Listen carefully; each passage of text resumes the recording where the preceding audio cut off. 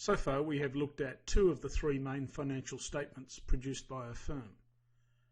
In this module we will look at the third of those statements, the statement of cash flows. In the first module in this subject we saw that cash is one of the three critical factors in finance.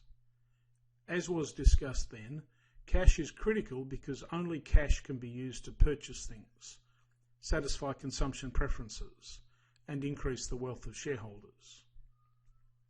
Profit and cash are very different things, and it's critically important to understand the difference between the two.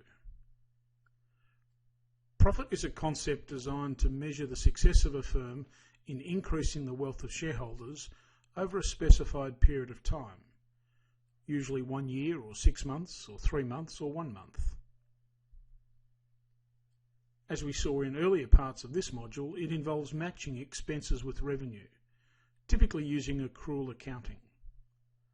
That means that many of the accounting entries used to measure profit during a specified period of time do not involve the flow of cash.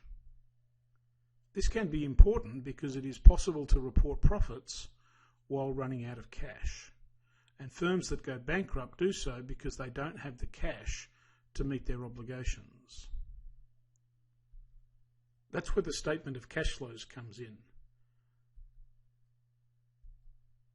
It shows how much cash has come into the business and gone out of the business over a specified time period, and equally importantly identifies where that cash has come from and where it has gone.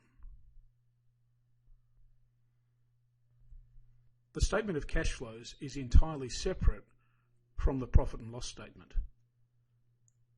The former shows how much cash has come in and gone out of the business within a given time period, and the latter shows how much profit has been made.